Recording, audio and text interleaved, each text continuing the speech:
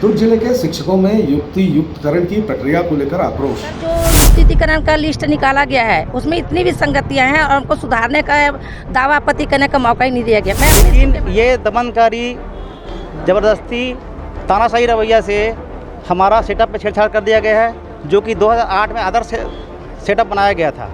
उसको पूर्णतः मना करते हुए 2009 का पता नहीं कहाँ से टपक पड़ा ये नया नियम, जिसमें सारे शिक्षक बहुत हताहत हैं और 1:1 में तो 5 कक्षा संभव ही नहीं है। पता चलेगा कि किसका नाम है किसका नाम नहीं। वो लिस्ट भी ओपन नहीं हुई थी। जब वो लिस्ट ओपन हुई हम लोग को व्हाट्सएप पे सुबह मिली 6 बजे, तो हम लोग ने देखा कि हम लोग सीनियर मोस्ट है लेकिन फिर भी हमारा नाम है।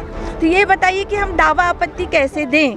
और आज काउंसलिंग है सोमवार को, तो टीचर्स को और भी जैसे कबीर धाम है तो वहाँ तो 2 दिन का टाइम दिया गया है कि आप दावा आपत्ति जो है सबमिट कर सकते हैं करके। तो यहाँ पर हमको कम से कम 2 दिन का टाइम क्यों नहीं दिया गया। मैं तो 1995 से लेकर के 2006 तक एकदम अंदर साइड में थी पदस्थ, है ना। अभी यहाँ पर आई हूँ और उसमें भी ये हाल हो रहा है हम लोग का। ये तो बहुत ही गलत है। नमस्कार, मैं शालिनी और आप देख रहे हैं सबका संदेश। आइए बढ़ते हैं आज की बड़ी खबर की ओर। दुर्ग जिले के शिक्षकों में युक्तिकरण की प्रक्रिया को लेकर काउंसलिंग के दौरान तीखा विरोध देखने को मिला। इस प्रक्रिया के तहत अतिशेष शिक्षकों की काउंसलिंग की तारीखें घोषित की गई थी, लेकिन शिक्षक संगठनों का कहना है कि सरकार इस नीति के जरिए शिक्षकों के पदों को कम करने और उन्हें परेशान करने की कोशिश कर रही है, जबकि इसके विपरीत जिला शिक्षा अधिकारी ने युक्तिकरण की शिक्षा को गुणवत्ता सुधारने के लिए जरूरी कदम बताया है। वहीं शिक्षक संगठनों का कहना है कि वह एकल शिक्षकीय और शिक्षक स्कूलों में शिक्षक मेरा रिटायरमेंट 1.5 साल बचा नहीं है और मेरा जो है मैं कला में हूँ 10वें नंबर में के नाम पर पदों को समाप्त करने मैं गीता बारमा से पूर्व माध्यमिक शाला ननकट्टी से शिक्षक और बिगड़ी। मैं ये बताना चाहती हूँ कि जो युक्तिकरण हो रहा है ये तर्कसंगत नहीं है। शिक्षकों की मांग है कि सरकार 2008 के सेटअप को लागू करे। उनकी मांगों पर बातचीत कर समाधान निकाले। कोई भी संगठन या शिक्षक आंदोलन तेज युक्तिकरण का कदापि विरोध नहीं। जी बताएंगे युक्तिकरण को लेकर। सबसे पहले मैं बता दूं आपको कि कोई भी संगठन या शिक्षक युक्तिकरण का कदापि विरोध नहीं करता है, क्योंकि वो शिक्षक हित में, विद्यालय हित में, छात्र हित में होता है। लेकिन ये दमनकारी ज़बरदस्ती तानाशाही रवैया से हमारा सेटअप पे छेड़छाड़ कर दिया गया है, जो कि 2008 में आदर्श सेटअप बनाया गया था। उसको पूर्णतः मना करते हुए 2009 का पता नहीं कहाँ से टपक पड़ा ये नया नियम, जिसमें सारे शिक्षक बहुत हताहत हैं और 1:1 में तो 5 कक्षा संभव ही नहीं है। जो ये बोलते हैं कि दर संख्या के अनुपात में कर रहे हैं, पूर्णतः गलत है और सारे नियम को ताक में रखकर किया जा रहा है। हमारा विरोध केवल इसी का है कि 2008 सेटअप के आधार पर क्यों नहीं। यदि युक्तिकरण करना ही है तो 2008 के आधार पर कीजिए, वो तो आदर्श सेटअप था। लेकिन चूंकि नई भर्ती न करना पड़े, इसी के नाम से केवल स्थापना व्यय या पता नहीं निजी विद्यालय के दबाव में या पता नहीं क्या सोच के हमारी लगातार हमारे संघर्ष चलते आ रहा है। लेकिन आज तक हमें कभी बुलाया नहीं गया। 28 तारीख को हम लोग वहाँ रायपुर DPI गए थे, साफ साफ इनकार कर दिया गया कि आपसे कोई बातचीत नहीं होगी। जो सेटअप अभी हम लोग लागू किया है उसी के आधार पर बात होगा। लेकिन कोई भी शिक्षा संगठन से न पूछा बनाया गया, ना कोई SMC से। हम जब भी कोई काम करते हैं स्कूल में तो SMC से बाकायदा हर चीज़ उन्हीं के आधार पर फैसला लिया जाता है। लेकिन ये इसमें केवल जो AC रूम में जो अधिकारी बैठे हुए हैं वो केवल अपना तानाशाही रवैया अपना रहे हैं। पता नहीं आगे छत्तीसगढ़ के नौनिहालों का क्या भविष्य होगा, ये तो मैं समझ से परे है। हम बहुत चिंतित हैं इसी नाम से। जी आपका परिचय बताएंगे। रामकृष्ण साहू, सहायक शिक्षक फेडरेशन प्रदेश संगठन मंत्री। मैं गीता बारमा से पूर्व माध्यमिक शाला ननकट्टी से शिक्षक LV। मैं ये बताना चाहती हूँ कि जो युक्तिकरण हो रहा है ये तर्कसंगत नहीं है। इसीलिए क्योंकि इसमें हमको जो इंग्लिश पढ़ाता था जो टीचर, उसको कला में अभी शामिल कर लिया गया है ना। और जो कला वाले हैं उनको अलग कर दिया गया है। मैं अपने स्कूल में HM इंचार्ज थी अभी तक, है ना। लेकिन अभी प्रमोशन से आए थे इसलिए मैं सबसे सीनियर मोस्ट थी, लेकिन फिर भी मेरा कला में युक्तिकरण में नाम आया। तो अभी जो लिस्ट निकली है पूरी तरह से तर्कसंगत नहीं, उसमें बहुत सारी त्रुटियां हैं। और यहाँ पे अधिकारियों ने क्या किया है कि शनिवार और रविवार जितने भी शासकीय कर्मचारी ऑफिस है वो बंद रहते हैं। और ये लिस्ट निकली है शनिवार के दिन, है ना, रात में। अब वो रात में, बहुत रात में निकली है ये लिस्ट, है ना। तो हमको कैसे पता चलेगा कि किसका नाम है किसका नाम नहीं। वो लिस्ट भी ओपन नहीं हुई थी। जब वो लिस्ट ओपन हुई हम लोग को व्हाट्सएप पे सुबह मिली 6 बजे, तो हम लोग ने देखा कि हम लोग सीनियर मोस्ट है लेकिन फिर भी हमारा नाम है। तो ये बताइए कि हम दावा आपत्ति कैसे दें।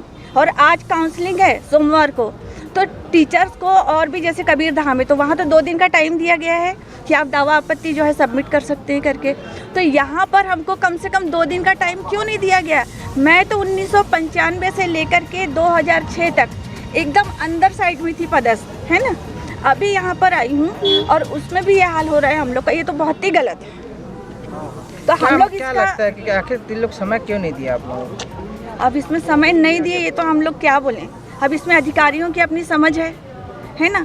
प्रशासनिक अधिकारी इतने अच्छे काम कर लेते हैं तो इनको भी तो हमारा थोड़ा दिखना चाहिए। और युक्तिकरण के लिए सिर्फ शिक्षा विभाग ही दिखता है, टीचर से दिखते हैं, वो भी हर साल हर 2-4 साल बाद तलवार लटकती हर समय जाती है। बस युक्तिकरण की तलवार लटक जाती है। इससे हम मानसिक और माध्यमिक शाला रवेली।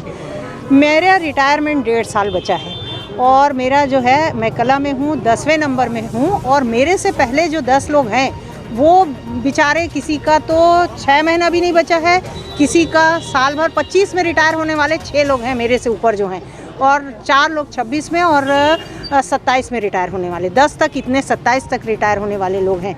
जैसे गिरिया मैडम है वो 27 में रिटायर हो रही। अब ये मेरा कहना है, युक्तियुक्तकरण कर रहे हो ठीक है, जहाँ जिस शाला में टीचर नहीं है वहाँ आप हमको भेजोगे। अब आपको पता है कि वो 6 महीने में, साल भर के अंदर में वो फिर वो पद खाली हो जाएगा, तो आपका युक्तियुक्तकरण का ये तरीका कहाँ तर्क संगत है, मुझे बताइए। जब वो पद खाली ही होना है तो फिर, और ये पद भी तो खाली हो जाएगा, साल भर के अंदर ये पद खाली हो जाएगा। इसको युक्तियुक्तकरण इतने साल से तो आपको नहीं ख्याल आया कि एक ही जगह पे 15-15 टीचर काम कर रहे हैं, 10-10 टीचर काम कर रहे हैं वहाँ, तो उस समय आप लोगों को ख्याल नहीं आता है। और दूसरे जो सामान्य लोग हैं, हम जैसे लोगों को परेशान करते हैं। हमारी पोस्टिंग मैं बेमेतरा में थी, वहाँ से मैं आई हूँ, 10 किलोमीटर मैं रोज़ चलती थी, तब जाकर वो गांव के अंदर इसमें मैं काम की हूँ। जब हमारी शुरुआत 98 में हुई थी, तो हम तो भुगतते आ रहे हैं। शिक्षा कर्मी का लेवल लगा हुआ है, उसके बाद हम LV, हम भुगतने के लिए पैदा हुए हैं 98 में, कि हमको उस समय भी भुगतने के लिए हमारी नौकरी वो हुई थी। तब कहते थे आपको करना है तो करो, नहीं तो चले जाओ। अभी भी यही कहा जाता है, दबाव बनाया जाता है कि ये क्या कहते हैं, आप लोगों को नौकरी करना है तो करो, ज्वाइन करो, नहीं में तो बैठो घर, नौकरी नहीं करनी है तो करो।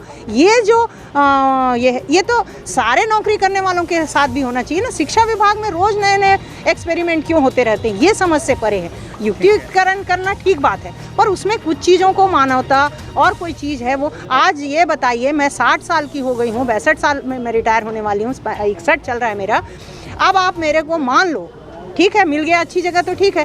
अगर आप मेरे को दूसरे ब्लॉक, दूसरे इसमें भेजोगे, हर विभाग में ये है कि जब 2 साल नौकरी बची रहती है तो उनको अपने घर गृह ग्राम के आसपास दिया जाता है।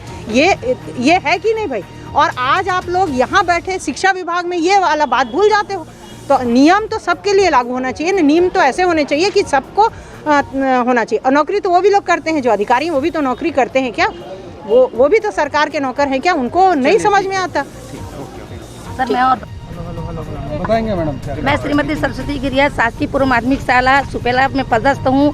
सर, जो युक्तिकरण का लिस्ट निकाला गया है उसमें इतनी भी संगतियां हैं और उनको सुधारने का, दावा आपत्ति करने का मौका ही नहीं दिया गया। मैं अपने स्कूल के बारे में बताना चाहती हूँ कि एक जो मैडम है जागेश्वरी देवांगन, उसका कार्यकाल 3 महीना बचा है बस। वो हिंदी की टीचर है, लेकिन उसको कला के अतिशेष में रखा गया है और वहाँ हिंदी का एक भी अब टीचर नहीं रह जाएगा, है ना। उसके बाद जो कला विषय में हम 3 कहो कि मुझे कला विषय में अतिरिक्त अतिशेष बताया गया। और जो हमारे प्रधान पाठक है पूर्व माध्यमिक शाला के, वो दिव्यांग है, दृष्टिबाधित है, वो बिल्कुल भी नहीं देख सकते हैं। उनको कला विषय मानकर उसको पदस्थ किया गया है। तो बताइए, अब जो युक्तिकरण कर रहा है बच्चों की गुणवत्ता लाने के लिए किया जा रहा है, और यहाँ आपको लगता है कि ये गुणवत्ता आ पाएगा? तो मैं निवेदन करती हूँ कि इस प्रकार की विसंगतियाँ जो है, और हम लोग सवेरे आए थे सर, मैं भी एक प्रतिनिधित्व करती हूँ टीचर्स एसोसिएशन प्रांतीय महिला प्रकोष्ठ की मेंबर हूँ मैं। हमने बहुत रिक्वेस्ट की अधिकारियों से कि हमको 2 दिन का टाइम दे दीजिए। हम लोग कल से घूम रहे हैं सर, विधायकों के पास भी गए कि सर हमको 2 दिन का टाइम, सब जिले में 2-2 दिन का टाइम दिया जा रहा है, तो दुर्ग जिले में ऐसी क्या उनकी परेशानी है कि टाइम नहीं दिया जा रहा है।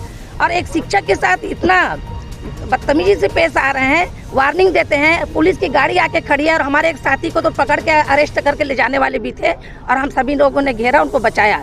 तो इतने सारे तानाशाही के साथ युक्तिकरण कर रहे हैं, वो बहुत निंदनीय है। हमारे संगठन की ओर से मैं निंदा करती हूँ। और यहाँ के जो कलेक्टर महोदय हैं, कल हम विधायक के पास गए तो वहाँ विधायक महोदय बोल दिया कि आप कलेक्टर के पास जाइए, और अगर वो नहीं सुनते तो मुझे फ़ोन करिए। आप बताइए, हम छोटे से कर्मचारियों को कलेक्टर महोदय रविवार को छुट्टी के दिन समय देंगे क्या? इस प्रकार के सारे साथियों को बरगला करके ये तानाशाही के साथ में युक्तिकरण कर रहा है, इसका मैं निंदा करती हूँ। और इसमें कहीं भी गुणवत्ता नहीं आएगी। ये बच्चों के भविष्य के साथ खिलवाड़ हो रहा है। एक टीचर सितंबर में, आप बताइए, मेरे को अतिशय माना गया है। 2 मैडम निकल जा रहे हैं। एक हिंदी की, उसको हिंदी नहीं बताया जा रहा है, हिंदी का पोस्ट खाली हो गया। जो एक सर हैं जो कला में है, सामाजिक विज्ञान के टीचर हैं, उनको दिखता नहीं, वो पढ़ा नहीं सकते हैं। अब 2 ऐसे तो बच्चों से क्या भविष्य? खिलवाड़ी तो किया जा रहा है क्या? तो मैं अनुरोध करती हूँ मीडिया के माध्यम से कि यहाँ के जो अधिकारी हैं वो देखें और मौका दें, और इस प्रकार से तानाशाही के साथ युक्तिकरण ना करें। हम तो शामिल होंगे युक्तिकरण के काउंसलिंग में, लेकिन दबाव पूर्वक तो हमको दबाव करने के लिए छोड़ देना। दबाव पूर्वक ऐसा कोई काम थोड़ी किया जाता है, वो भी शिक्षकों के साथ, जो हम बच्चों के सर्वांगीण विकास के लिए अपने तन मन धन के साथ कार्य करते हैं, जिनके साथ ऐसा व्यवहार किया जा रहा है जो निंदनीय है। हमें समय नहीं दिया गया, समय देना चाहिए था। Thank you. खबरों में अब तक के लिए बस इतना ही। फिर होगी आपसे मुलाकात, तब तक के लिए नमस्कार और देखते रहिए सबका संदेश। ऐसे ही लेटेस्ट अपडेट पाने के लिए हमारे चैनल को सब्सक्राइब करें और तुरंत नोटिफिकेशन पाने के लिए बेल आइकन प्रेस करना ना भूलें। यदि आप हमें फेसबुक या इंस्टाग्राम के माध्यम से देख रहे हैं तो हमारे पेज को फॉलो जरूर करें। धन्यवाद।